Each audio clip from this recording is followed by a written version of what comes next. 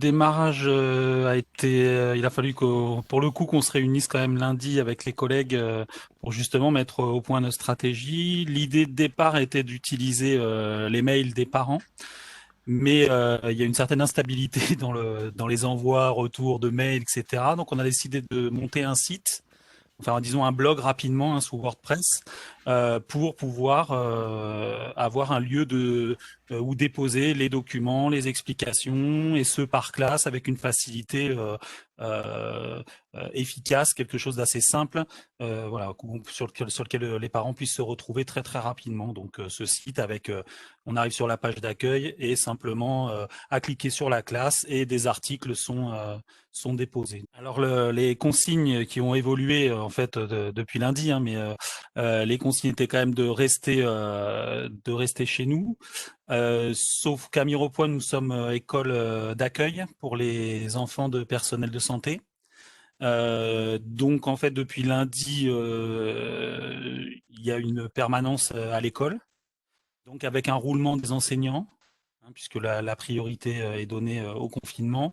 Mais donc, il y a un roulement des enseignants, donc au moins 2 enseignants qui sont en attente d'accueil là-bas. Alors évidemment, les premiers jours, les enseignants étaient quand même lundi et mardi ont été présents pour pouvoir préparer justement tous les documents qui nécessitaient des scans, par exemple, de certains documents, la mise en place des fichiers. Donc, voilà, il y a eu une présence enseignante. Après, elle est réduite. Alors, on a essayé de proposer en fait des fichiers effectivement qui peuvent être soit imprimés, soit non imprimés. Alors là, je vais parler plus pour ma classe, par exemple pour les CM2 où les documents peuvent être visualisés à l'écran et le travail fait sur feuille. Euh, donc c'était plutôt ça la proposition de départ, avec la plupart du temps donc le travail et un autre fichier avec les corrections directement pour travailler en autocorrection. Comme je le disais tout à l'heure, on avait l'idée au départ de faire des échanges par mail, mais c'est assez instable. Donc, les échanges auraient été difficiles à gérer. On donne en Oui. plus Mhm. régulièrement des informations sur des liens qui ont été soit envoyés par le ministère ou alors, par exemple, les éditeurs de manuels qui ont ouvert leur bibliothèque numérique. Donc ça permet justement de consulter les manuels si jamais ils ont été oubliés. Et puis après, on fait d'autres propositions, des histoires, par exemple des auteurs qui ont mis en ligne leurs histoires racontées. Donc voilà, des vidéos, voilà, des liens vidéo qui sont en rapport avec les leçons. Voilà, différents types comme ça.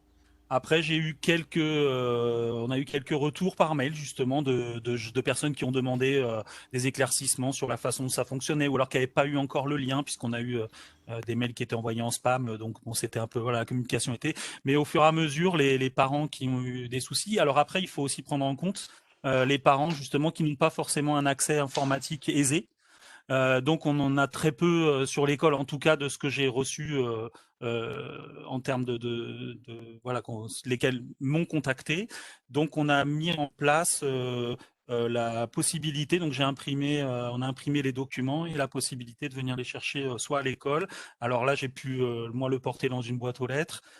Sinon nous a été donné comme consigne à partir d'aujourd'hui de plus être dans l'échange direct. Et donc, par exemple, il y aura une caisse à l'entrée de l'école, à l'extérieur, avec une enveloppe avec le nom de l'élève et les documents nécessaires mis à l'intérieur. Donc ça représente très peu de gens, hein.